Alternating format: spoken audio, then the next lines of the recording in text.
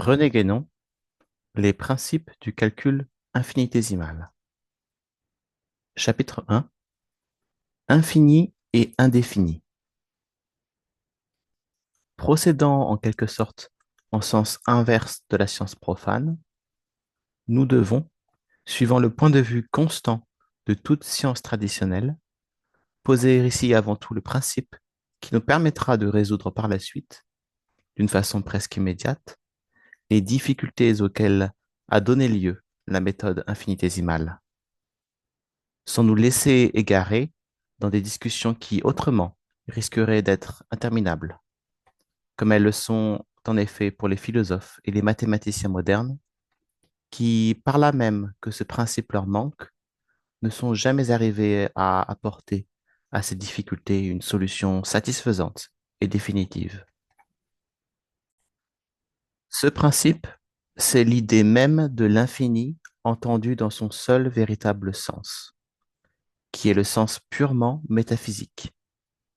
Et nous n'avons d'ailleurs à ce sujet qu'à rappeler sommairement ce que nous avons déjà exposé plus complètement par ailleurs. L'infini est proprement ce qui n'a pas de limite, car fini est évidemment synonyme de limité.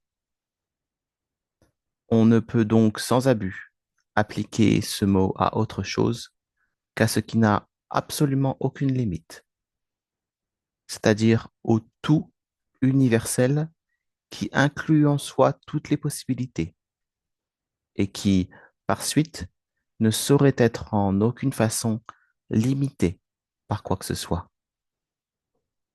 L'infini, ainsi entendu, est métaphysiquement et logiquement nécessaire, car non seulement il ne peut impliquer aucune contradiction, ne refermant en soi rien de négatif, mais c'est au contraire sa négation qui serait contradictoire. De plus, il ne peut évidemment y avoir qu'un infini, car deux infinis supposés distincts se limiteraient l'un l'autre, donc s'excluraient forcément. Par conséquent, toutes les fois que le mot infini est employé dans un sens autre que celui que nous venons de dire, nous pouvons être assurés a priori que cet emploi est nécessairement abusif, car il revient en somme ou à ignorer purement et simplement l'infini métaphysique, ou à supposer à côté de lui un autre infini.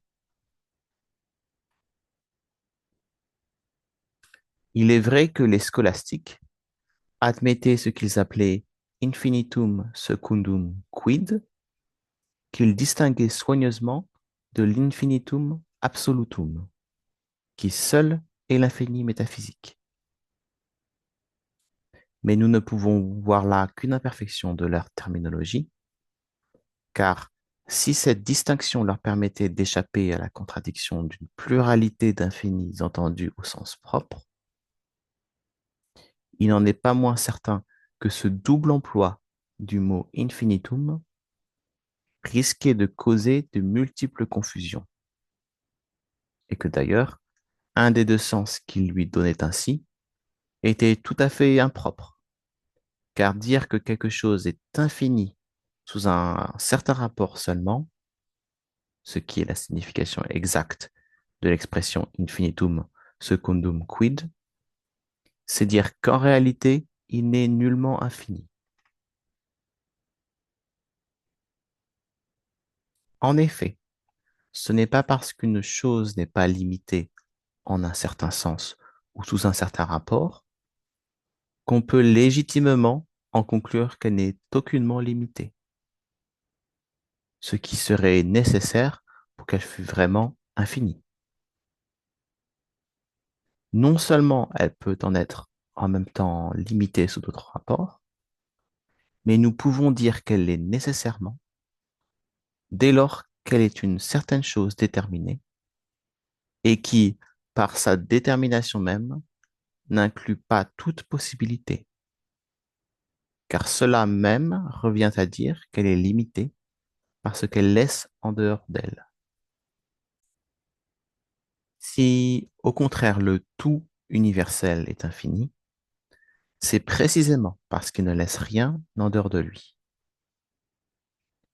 Toute détermination, si générale qu'on la suppose d'ailleurs, et quelque extension qu'elle puisse recevoir, est donc nécessairement exclusive de la véritable notion d'infini.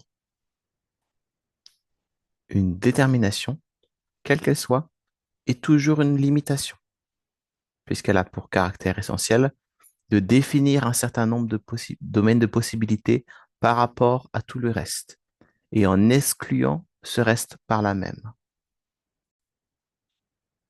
Ainsi, il y a un véritable non-sens à appliquer l'idée d'infini à une détermination quelconque. Par exemple, dans le cas que nous avons à envisager ici plus spécialement, à la quantité ou à l'un ou l'autre de ces modes.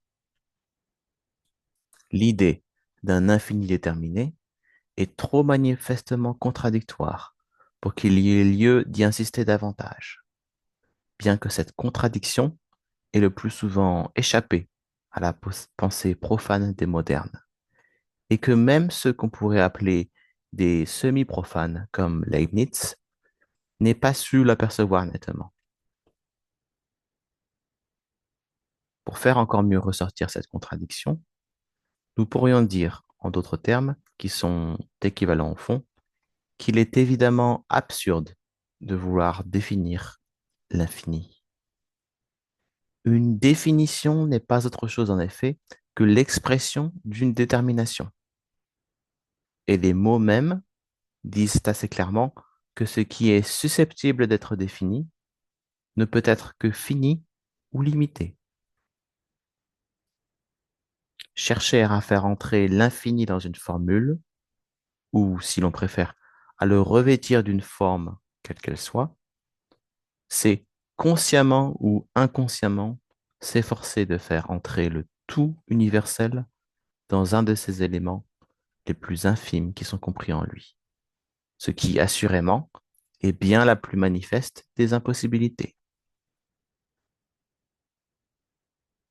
Ce que nous venons de dire suffit pour établir, sans laisser place au moindre doute, et sans qu'il soit besoin d'entrer dans une autre considération, qu'il ne peut y avoir d'infini mathématique ou quantitatif, que cette expression n'a même aucun sens, parce que la quantité elle-même est une détermination.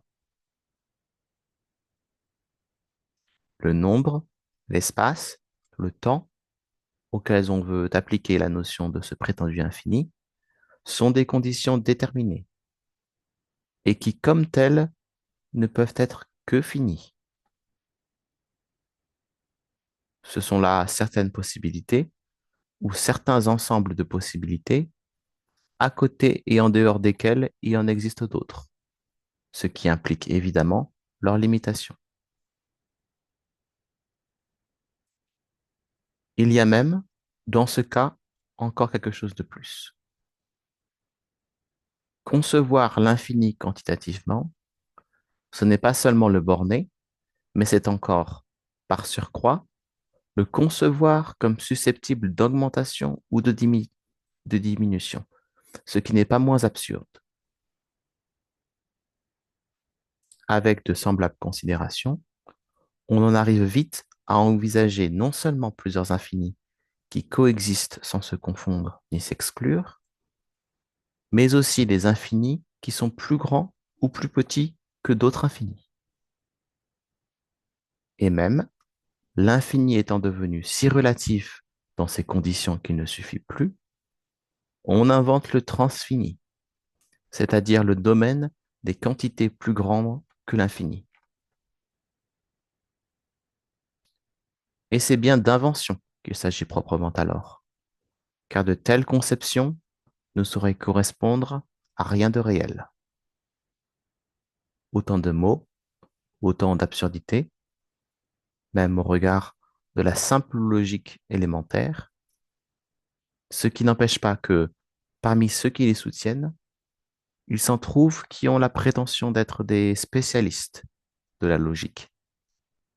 Tellement grande est la confusion intellectuelle de notre époque. nous devons faire remarquer que nous avons dit tout à l'heure, non pas seulement concevoir un infini quantitatif, mais concevoir l'infini quantitativement.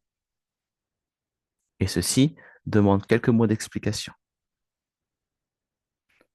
Nous avons voulu, en cela, faire plus particulièrement allusion à ce que, dans le jargon philosophique contemporain, on appelle les infinitistes. En effet, toutes les discussions entre finitistes et infinitistes montrent clairement que les uns et les autres ont au moins en commun cette idée complètement fausse que l'infini métaphysique est solidaire de l'infini mathématique. Et même, il ne s'y identifie pas purement et simplement.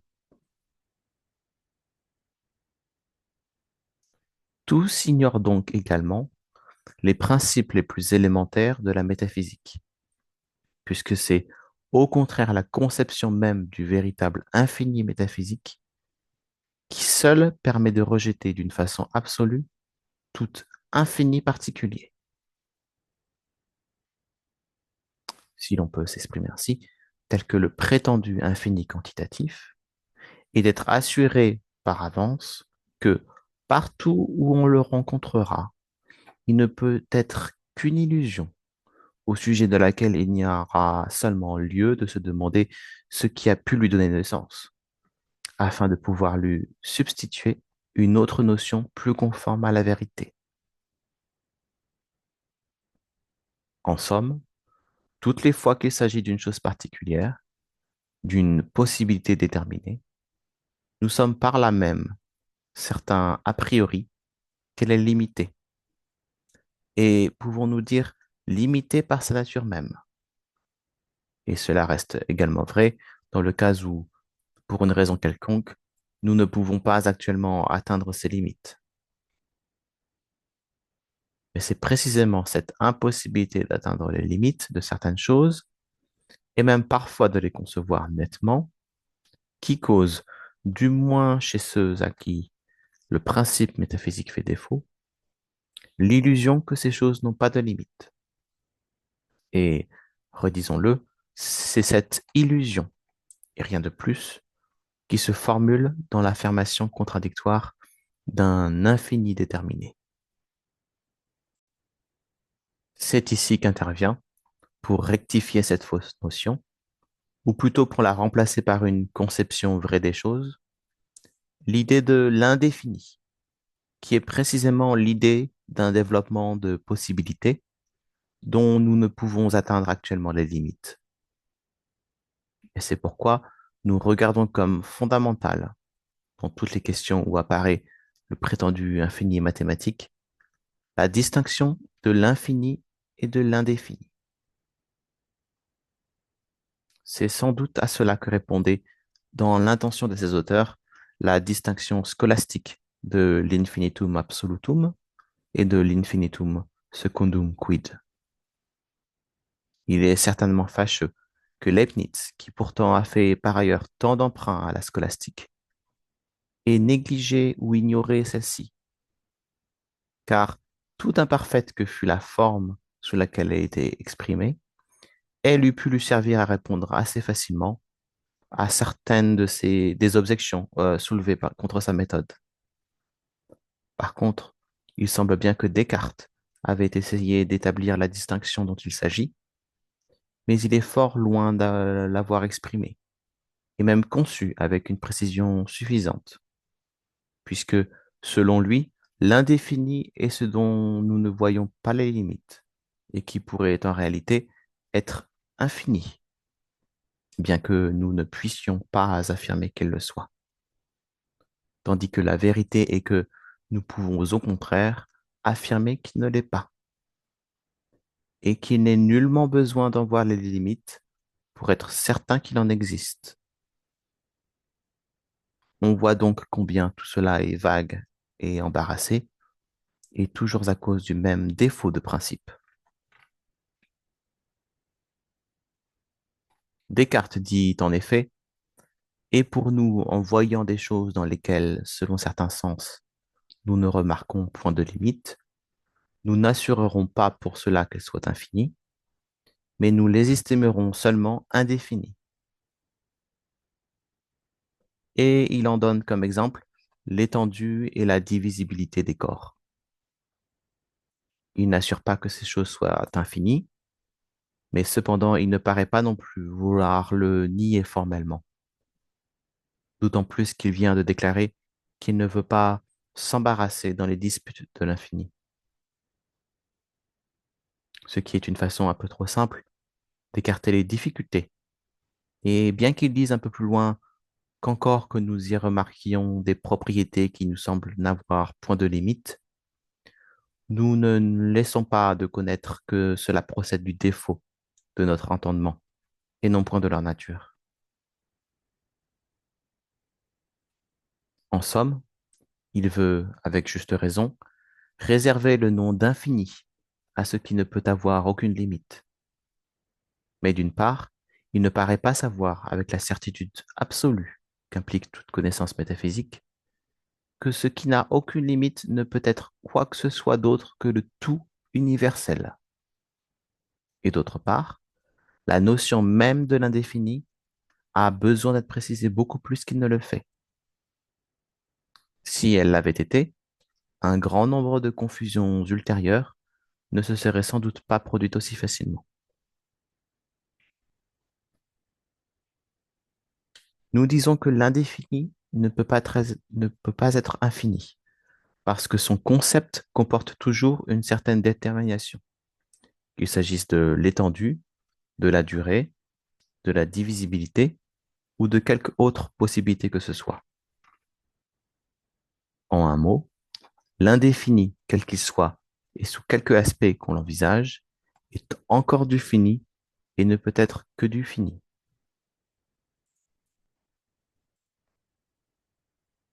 Sans doute, les limites en sont reculées jusqu'à se trouver hors de notre atteinte, du moins tant que nous chercherons à les atteindre d'une certaine façon que nous pouvons appeler analytique, ainsi que nous l'expliquerons plus complètement par la suite.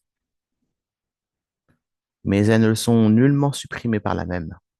Et en tout cas, si les limitations d'un certain ordre peuvent être supprimées, il en subsiste encore d'autres qui tiennent à la nature même de ce que l'on considère, car c'est en vertu de sa nature, et non pas simplement de quelques circonstances plus ou moins extérieures et accidentelles, que toute chose particulière est finie, à quelque degré que puisse être poussée effectivement l'extension dont elle est susceptible. On peut remarquer à ce propos que le signe infini, par lequel les mathématiciens représentent leur prétendu infini, est lui-même une figure fermée, donc visiblement finie, tout aussi bien que le cercle dont certains ont voulu faire un symbole de l'éternité, tandis qu'il ne peut être qu'une figuration d'un cycle temporel, indéfini seulement dans son ordre, c'est-à-dire de ce qui s'appelle proprement la perpétuité. Et il est facile de voir que cette confusion de l'éternité et de la perpétuité, si commune parmi les Occidentaux modernes, s'apparente étroitement à celle de l'infini et de l'indéfini. Pour faire mieux comprendre l'idée de l'indéfini et la façon dont celui-ci se forme, à partir du fini entendu dans son acception ordinaire, on peut considérer un exemple tel que celui de la suite des nombres. Dans celle-ci, il n'est évidemment jamais possible de s'arrêter en un point déterminé, puisque, après tout, il y en a toujours un autre qui s'obtient en lui ajoutant l'unité. Par conséquent, il faut que la limitation de cette suite indéfinie soit d'un autre ordre que celle qui s'applique à un ensemble défini de nombres, pris entre deux nombres déterminés quelconques.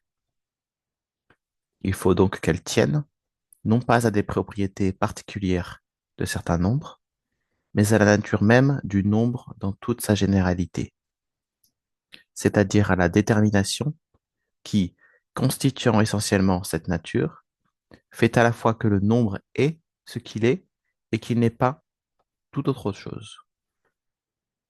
On pourrait répéter exactement la même observation s'il s'agissait non plus du nombre, mais de l'espace ou du temps considéré de même dans toute l'extension dont ils sont susceptibles. Cette extension, si indéfinie qu'on la conçoive et qu'elle soit effectivement, ne pourra jamais en aucune façon nous faire sortir du fini. C'est que, en effet, tandis que le fini présuppose nécessairement l'infini, puisque celui-ci est ce qui comprend et enveloppe toutes les possibilités, l'indéfini procède au contraire du fini, dont il n'est en réalité qu'un développement, et auquel il est, par conséquent, toujours réductible. Car il est évident qu'on ne peut tirer du fini, par quelque processus que ce soit, rien de plus ni d'autre que ce qui était déjà contenu potentiellement. Pour reprendre le même exemple de la suite des nombres, nous pouvons dire que cette suite, avec toute l'indéfinité qu'elle comporte, nous est donnée par sa loi de formation, puisque c'est de cette loi même que résulte immédiatement son indéfinité. Or, cette loi consiste en ce que, étant donné un nombre quelconque, on formera le nombre suivant en lui ajoutant l'unité. La suite des nombres se forme donc par des additions successives, de l'unité à elle-même indéfiniment répétée, ce qui, au fond, n'est que l'extension indéfinie du procédé de formation d'une somme arithmétique quelconque. Et l'on voit ici très nettement comment l'indéfini se forme à partir du fini. Cet exemple doit d'ailleurs sa netteté particulière au caractère discontinu de la quantité numérique. Mais pour prendre les choses d'une façon plus générale et applicable à tous les cas, il suffirait à cet égard d'insister sur l'idée de devenir qui est impliquée par le terme indéfini et que nous avons exprimé plus haut en parlant d'un développement de possibilité, développement qui, en lui-même et dans tout son cours, comporte toujours quelque chose d'inachevé. L'importance de la considération des variables en ce qui concerne le calcul infinitésimal donnera à ce dernier point toute sa signification.